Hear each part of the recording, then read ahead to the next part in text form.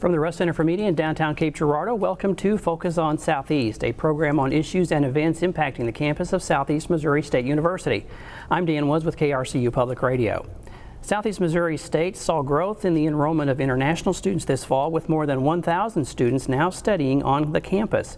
Dr. Kevin Timlin is the Executive Director of International Education and Services at Southeast. He's here to talk about the growth of the program and more. Hey, Kevin, good to see you. Hi, Dan. Thanks for having me. Happy to be here. All right, so tell us a little bit about your office first and the program and what's offered here. Sure. So the International Education and Services Office it's considered a comprehensive international office. What that means is, in essence, that most things having to do with international will in some way, shape, or form go through our office.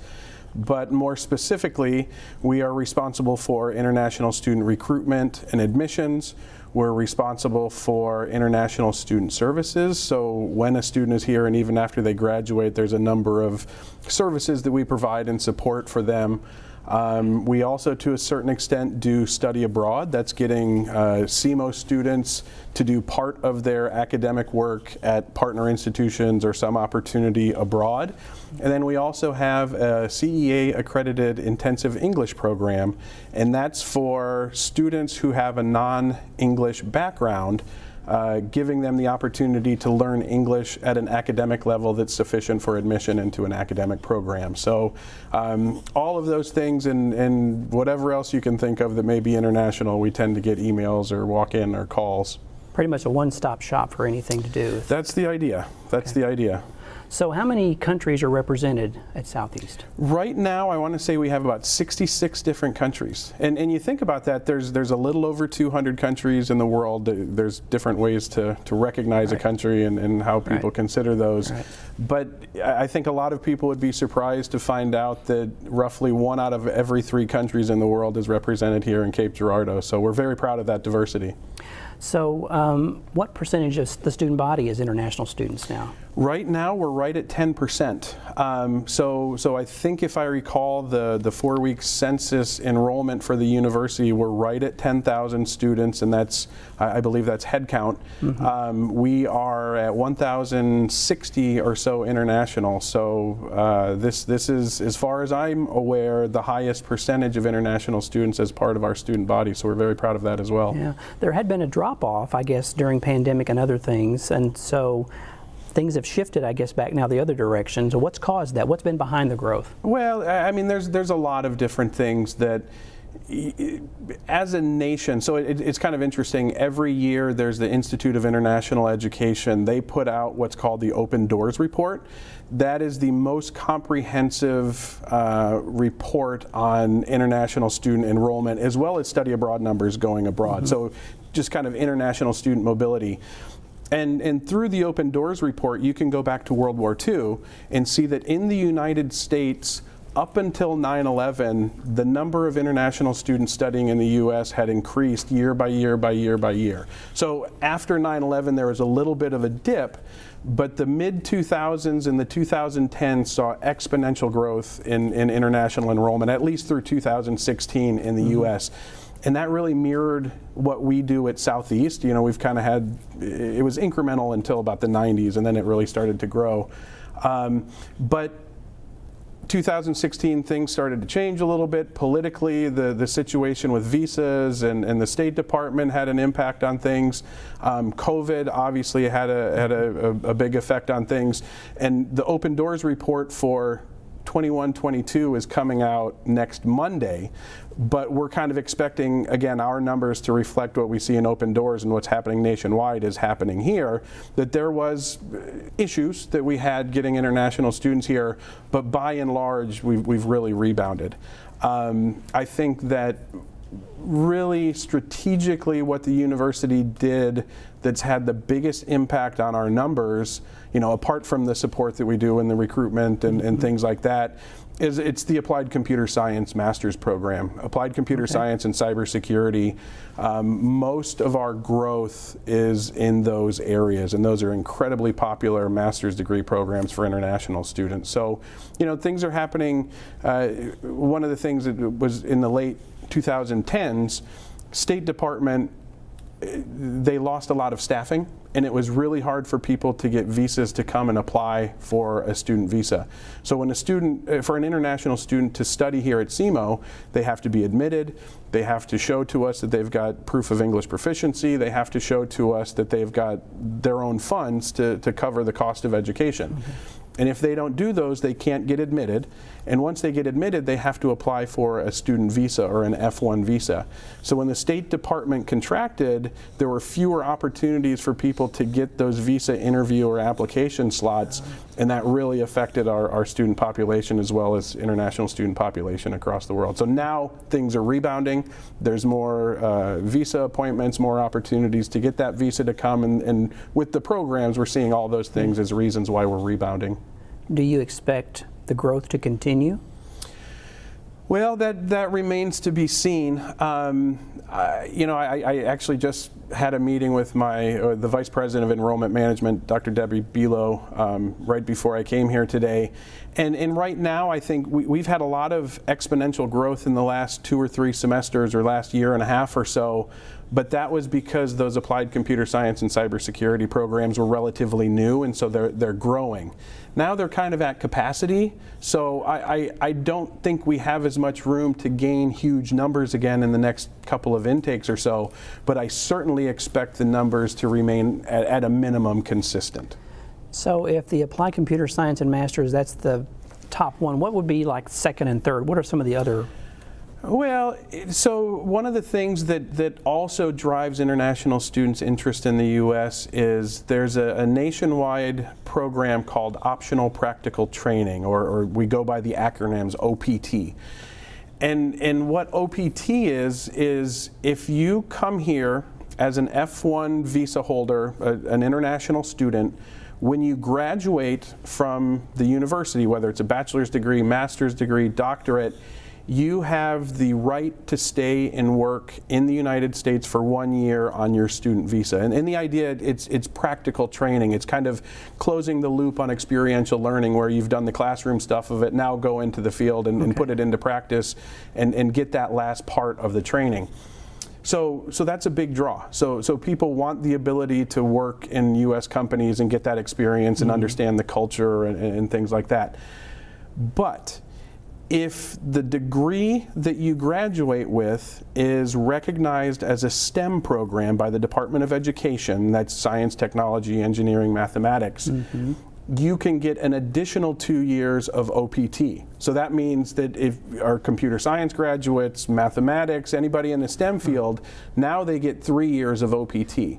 So, when you ask about what the popular programs are, anything with the STEM designation is something that's going to be attractive to our international student population. Very interesting. Okay, so how do we recruit international students here at Southeast? Well, that's the responsibility of our office. The main way, I should first of all say that when you talk to our international students and you kind of ask them, why was it that you chose Southeast? More often than not, they're going to say, I knew somebody that went here, a friend, a family member, and there's a positive word of mouth because we're really seen as an affordable type of an institution with a safe, affordable type of community. Lots of student engagement opportunities, undergraduate research. We tell international students they can come here and be a big fish in a small pond, as it were, where they get a lot of opportunities to interact with their faculty and things like that. But yeah, so, sorry, I kind of lost my train of thought. Just how do we recruit? Do you travel to, travel to recruit? I'm just curious how we... Well, so the word of mouth is the first and foremost way that we recruit. Other than that, we have contracted recruitment partners in several different countries around the world. So our office in the admissions side of it is really set up to deal with people once they've submitted an application, and then we kind of work with them. We don't have as much of an ability because of our staffing levels to do the marketing and hand-holding and advising people to get them interested in Southeast. So that's why we work with recruitment partners and recruitment companies is they do the marketing in country for us. They kind of help the person, advise them on how they submit the application, and then once we get the application, we work with them. So, you know, we do have monthly newsletters, webinars, and lots of different things that we provide to those recruitment partners so that they can market us. You know, they've got a direct line to me and our email and things like that. But we very much rely on recruitment partners across the world. It's interesting. I mean, do you ever go and visit other places? Just yeah. As part of? Yeah, I mean, it's you know, in the international world, as well as a lot of other areas, relationship building is really important. You know, I mentioned word of mouth. We're not going to have positive word of mouth unless we have relationships with people and they trust us and they know what the outcomes are. So we do, on occasions, with our top producing partners, go and visit them in country. They'll have fairs that we can attend and meet a lot of their students. We meet prospective students and parents and things like that. You know, prior to COVID, I would say that somebody in our office was responsible for maybe 6 to 8 different recruitment trips in an academic year.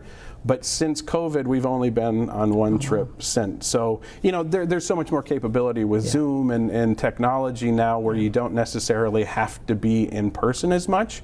But it really is something that helps differentiate us and again, build those relationships where people feel that I trust Southeast and I trust sending my colleagues and my, you know, customers to Southeast. So, you know, we'll see what happens as we kind of move forward.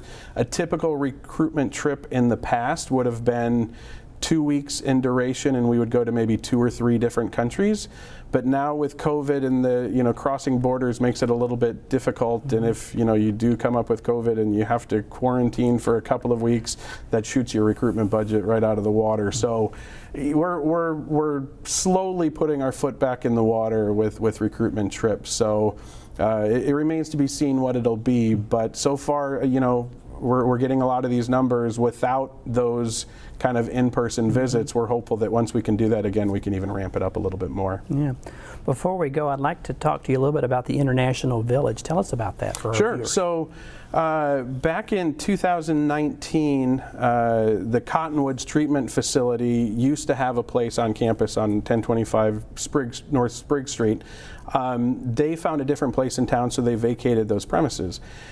We had, you know, back then close to 700-800 international students, so still a very large population, and no real place for international students to call home. We had a little house, the International House behind Kent Library, that was good for offices, but we didn't have any kind of action space. It didn't really serve much of a purpose beyond administration.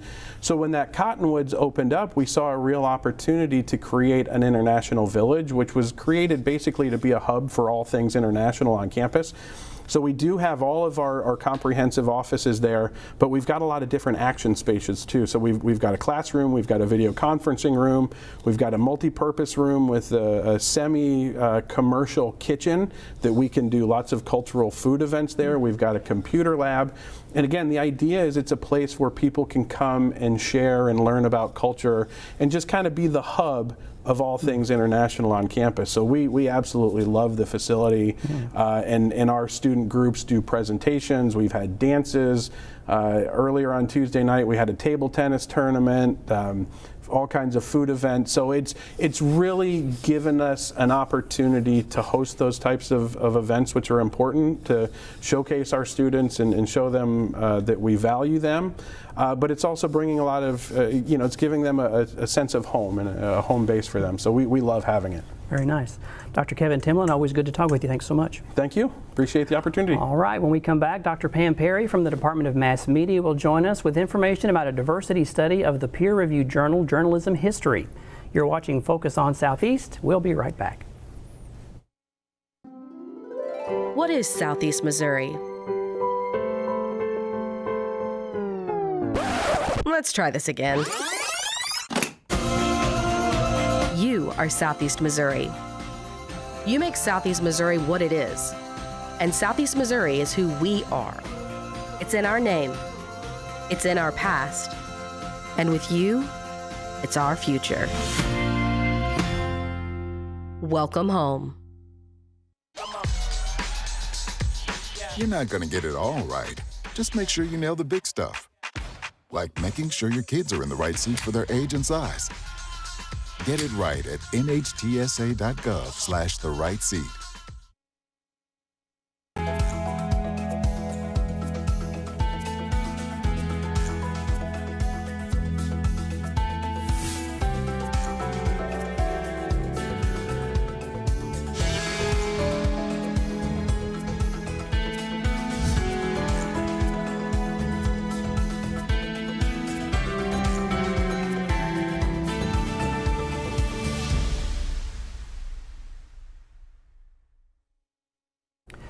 Welcome back to Focus on Southeast. Journalism History is the oldest peer-reviewed journal on media history in America. The publication is turning 50 years old in 2024, and in anticipation of that, the journal conducted a diversity study of the first 47 years of the publication and found some interesting things. Dr. Pam Parry is the editor of the journal and a member of SEMO's Department of Mass Media. She's here to tell us all about the study. Hey, Pam. Hi, nice to see you. Thanks for having me. Yeah, good to have you. So tell us about the journal first, I guess, then we'll talk about the study a little bit. Okay. Well, you've said it correct. We're the oldest peer-reviewed journal in America on media history. When it began in 1974, it was a journal on journalism history, so that's its name. But now we've broadened and we are interested in advertising and public relations and broadcast, and so it's really on media history. The way it works, it's a journal produced by professors and historians of the media, and it's run and produced, and it's also the people who read it. And so when somebody wants to be published in the journal, they submit a manuscript. I send it out to a group of peer reviewers. We have almost 100 reviewers in 8 different countries, one of whom is our own Dr. Carrie Hollerbach. Oh. She reviews for the journal. Okay. And then they accept or reject or have people revise and resubmit. And so we have less than 40% acceptance rate, so it's very competitive. Yeah. So the 50th anniversary coming up, so there was a study to look back on the past 47 years. What were some of the things that were found in this study? Well, the staff of journalism history reports to a publications committee, so they operate like an editorial board. The editorial board did the study because we're busy putting the journal out, and the publications committee found several interesting things. For one thing, in the last 47 years, 536 people have authored an article, and there have been 727 articles. We found that about 3/4 of the articles focus on print journalism, and we found that kind of surprising because at least since the 1950s, there's been a lot of interest in broadcast, but there's not been a lot of research in this journal about that. We also found there's next to no research about public relations and advertising. We think it's because of the name. So we're in the process of trying to educate people that we cover those topics too. I think that we found that we covered gender relatively well. That journalism history has been interested in diversity since the beginning. The 4th issue, or around the 4th issue of the first year, they did a special issue just on gender. And so they've done pretty good with gender, pretty good with race, generally speaking. But they haven't done a lot combining the two. There's not been a lot of research like on black women press, that kind of thing. They've also sort of neglected the area of disability. I don't think on purpose you have to have people submit articles, but we only have like 2 out of 727 articles on disability in journalism or media. We also have had very few articles on sexual orientation. So there's some areas we discovered that we can do better at. And I guess the idea would be going into the next 50 years to try to maybe get more people involved in submitting and try to encourage them to maybe broaden the range of topics they're discussing and talking about. Is that the idea? Absolutely. We can't control the articles that are submitted because people have an interest, they submit it, we accept or reject. We also, as editor, and I think I'm the 8th editor, so there's a term limit when you serve as editor. You really can't put your bias in like, oh, I'm a woman, so I want a gendered article. They submit it, and we base it on the quality of the research. But we are trying to do it through an awareness campaign, and we are thinking about putting together potentially some funds to help fund some of this research. That's too early to tell you much about that. But we definitely are trying to encourage young scholars coming out of their PhD programs today to think about these areas of study that have been neglected, because that's a fertile field. And so we are hoping to encourage more scholarship in this area. Was there anything in the study when you read it were you surprised by anything that really jumped out at you out of these things that were talked about? Not a great deal. There were maybe a couple little things, like they also, one of the things they studied was different periods of history. And so I was a little bit surprised that the colonial period of American history didn't have many articles in it, because that's such a rich period of media history in our country that, you know, we may not have a country without the influence and impact of the media back during the Revolutionary War. And so that period is not covered very well.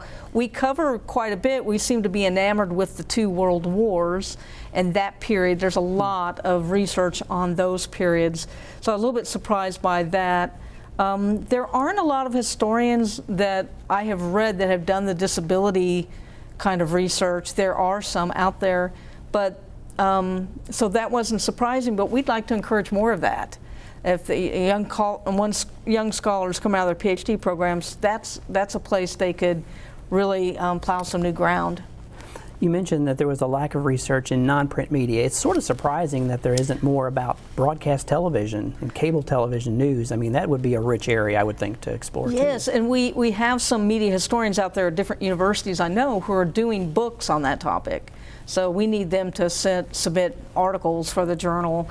So I'm not sure why that is, but that is kind of an interesting area, particularly since, you know, I don't know, at least since what, the 60s or 70s, you know, television overtook print in terms of being the king in the media world. So I'm not really sure why. We did this, sponsor a survey competition, essay competition, and we're judging that now. Every fall we run essays on a theme, and so we did do our essay competition on broadcast journalism to encourage that. So next fall, once we judge the competition, there will be some articles in the journals. So those are little things we can do to try to push it along. But yeah, that is a little bit surprising. So whenever you are doing this, I mean, do you do a general call for a certain, you said you don't really dictate the topics, but do you ever try to guide authors in a certain direction in any way at all? Not usually. We have tried to encourage more international presence. That's why it was just last year we added international members to our review board. How are we going to get, you know, international authors if we're not including them on the review process, and some things like that. But we simply, there's an open invitation to submit. And one of the things that I do as editor is I go to different conferences and I talk to authors. So I went to a conference in August, and my primary duty there was I just had coffee with one person after another.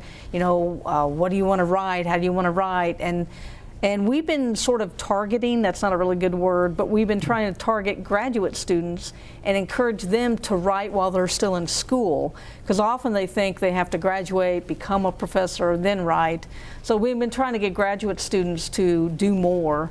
And so that's part of my job. I try to encourage people to submit, but not any specific area. Okay, we got a couple of minutes. What are some other things, other projects you're working on before we run out of time? Well, I'm also the lead co-editor of a book series on women in American political history. One of the things I discovered when I did my doctoral program is that women have been kind of neglected in American political history in certain areas, and so we did, I wanted to do a book series on that. We've produced 5 books to date. and 2 more are coming out in 2023. They've been submitted, but they're in the process of being produced. And so I did not write those. I'm the person who me and my co-editor, we solicit authors to want to publish in this area, and then we edit the books and we work with them. And so, but that's exciting to me. We have 3 other books under contract. So at this point, we're scheduled to have 10 books come out in the series. I'm hoping to do more, but it takes time to do all these. Have there been any topics so far that you've really been, this is really, really interesting, or this is really engaging, something that's really jumped out at you? Well, there have been several. We had our very first book that was published was about how the media portray female politicians, and the author looked at 4 different female candidates over history, one of whom was Sarah Palin, one of whom was Victoria Woodhull, who was the first woman to ever run for president. It was a very long time ago, and a lot of people don't remember her. She also wasn't eligible to be president because she wasn't old enough, so she ran to make a point. And she couldn't vote for herself because she was in prison the day they voted. And then there are 2 other candidates, but that was a fascinating book. It was amazing how the press covered Victoria Woodhull and Sarah Palin not that differently, despite being decades and decades apart. So that was an interesting book. Anything else? You got another minute or so we can go. If you... Yeah, one of the books that's in process now that is going to be coming out in 2023 is authored by a man named Pete Smith. I'm very happy we have male authors in the female series. He's writing about the first women who served as political reporters at the state capitol in Mississippi. He's a professor in Mississippi. And we just got the review back. We sent them out for peer review. The review was awesome, and we're now in the process of, typesetting, all that stuff, getting the book ready. So a lot of good things still to come. And you're still working on a book on I'm still Roosevelt? working on a book on Eisenhower. And women, the women he appointed to federal office. That's going to be hopefully soon, right? I know you're still working on it. I hope so. My publisher says it's past due. All right. Well, we'll have you back when that's ready. How about that? Thanks very much, Pam. Good talking to you. Focus on Southeast is a collaboration of KRCU Public Radio and the Department of Mass Media here at Southeast Missouri State. Just a reminder that portions of these conversations will be broadcast on KRCU. You can also listen to them at krcu.org. From the Russ Center for Media, I'm Dan Woods with KRCU Public Radio. Thanks for watching. Be sure to join us next time when we focus on Southeast.